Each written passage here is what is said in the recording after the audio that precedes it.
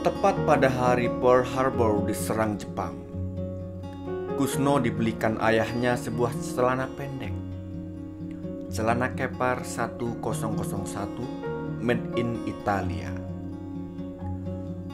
Pak Kusno buta politik. Tak tahu ia betapa besarnya arti penyerangan itu. Yang diketahuinya hanya bahwa anaknya tidak mempunyai celana lagi yang pantas untuk dipakai. Setiap orang yang sedikit banyak tahu tentang politik di seluruh dunia mengernyitkan keningnya karena dendam, karena khawatir, karena marah. Tapi Pak Kusno tersenyum senang pada hari itu. Ia telah berhasil apa yang disangkanya semula sesuatu yang tidak bisa. Membelikan Kusno sebuah celana pendek. Pada waktu itu Kusno berusia 14 tahun. Baru tamat sekolah rakyat. Sekarang hendak melamar pekerjaan. Dan dengan celana baru, rasanya baginya segala pekerjaan terbuka. Ia akan membuktikan kepada ayahnya bahwa ia adalah anak yang tahu membalas guna. Pendek kata, keluarga Kusno pada hari itu bergirang hati seperti belum pernah sebelum itu. Dan kabar-kabar tentang Pearl Harbor tidak berguna sedikit pun juga dalam hati orang-orang sederhana ini. Demikian benarlah ucapan. Hanya orang-orang besar yang mau perang. Rakyat sederhana mau damai cuma. Tapi Kusno tak selekas seperti sangkaannya mendapatkan pekerjaan. Kantor-kantor tahu apa arti penyerangan Pulau Mutiara itu. Mereka tidak menerima seorang pekerja baru pun juga lagi. Di atas kantor itu bergumpal awan hitam. Dan dari sela-sela awan itu menjulur muka malaikat maut. Kusno terpaksa menurunkan harga dagangannya dari juru tulis menjadi portir, dan dari portir menjadi opas. Dan setelah 10 kantor dinaikinya, akhirnya ia berhasil juga mendapatkan sebuah pekerjaan sebagai opas dengan gaji Rp10 sebulan. Pak Kusno bersusah hati. Ia sendiri seorang opas. Mestikah anaknya menjadi opas lagi? Dan anak Kusno kelak opas pula? Turun-temurun menjadi opas? Tidak pernah tercita-cita olehnya keluarganya akan menjadi keluarga opas. Tapi seperti juga orang-orang kampung lain dalam kesusahan, Pak Kusno ingat kepada Tuhan.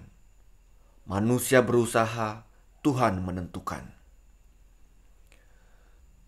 Kusno bekerja dengan rajin. Tapi celana kepar 1001-nya bertambah lama bertambah pudar karena sering kena cuci. Setiap bulan ia berharap akan dapat membeli sebuah celana baru. Tapi uang yang Rp10 itu untuk makan saja pun tak mencukupi. Dengan sendirinya kepar 1001 bertambah sering harus dicuci. Dan setiap dicuci, rupanya bertambah mengkhawatirkan. Seluruh pikiran Kusno tertuju pada celana itu. Apakah yang terjadi dengan dirinya jika celana itu sudah tidak bisa dipakai lagi? Setiap hari ia mendoa agar Tuhan jangan menurunkan hujan. Dan jika hujan turun juga, Kusno dengan hati kembang kempis melihat kepada celananya. Seperti seorang ibu melihat kepada anaknya yang hendak dilepas ke medan peperangan. Kepar 1001. 1 dikali 1 sama dengan 1. Dan berapakah 1 dikurang 1? Itulah yang selalu terlintas kalau pikiran Kusno mengenakan celana 1001 ini. Apalagi kalau tidak ada uang pembeli sabun, sedang celana lagi kotor. Tidak. Rakyat sederhana tidak mau perang. Ia hanya mau hidup sederhana. dan hidup bebas dari ketakutan esok hari tidak mempunyai celana. Tapi orang tinggi-tinggi dan besar-besar mau perang. Yang satu untuk demokrasi dan yang lain untuk kemakmuran di Asia Timur Raya. Kusno tidak tahu arti demokrasi. Dan perkataan kemakmuran sangat menarik hatinya. Ia sebenarnya ingat kepada celananya. Kemakmuran bagi dia adalah celana. Dan sebab itu disambutnya tentara Jepang dengan peluk, cium, dan salaman tangan. Dan seperti kebanyakan bangsa Indonesia hidup dengan pengharapan akan kemerdekaan, Kusno hidup dengan pengharapan akan celana baru. Terus-terusan berharap selama 3,5 tahun. Tapi seperti juga kemerdekaan itu, celana itu pun tak terbayang. Dan waktu Kusno melepaskan harapannya, celana 1001 itu sudah tidak seperti celana lagi.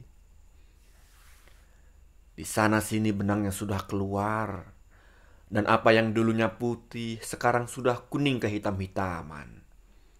Dan karena itu tidak pantas lagi dipakai seorang opas. Waktu Kusno memberanikan hatinya meminta kepada sepnya, ia dibentak demikian hebatnya sehingga pada waktu itu hilang semangatnya. Ia datang juga beberapa hari lagi ke kantor. Tapi akhirnya malunya berkuasa atas gaji 10 rupiah itu dan ia pun meminta berhenti. Hari kemudian gelap bagi Kusno. Tapi sekarang ia lepas dari malu yang mencoret mukanya. Ia tahu bahwa hari gelap dan maha menakutkan akan menimpa dia. Tapi Tuhan Maha Pengasih dan Pemurah. Demikian keyakinan Kusno. Pada suatu hari Kusno sakit kepala. Ia tahu bahwa sakit kepala itu segera hilang jika ia dapat mengisi perutnya. 2 hari 2 malam tak ada lain yang dimakannya selain daun-daun kayu. Ada terlayang di pikirannya untuk menjual celana 1001 itu guna membeli sekedar makanan yang pantas dimakan manusia. Tapi lekas dibuangnya pikiran itu. Jika celana itu dijualnya, perutnya kenyang buat beberapa detik.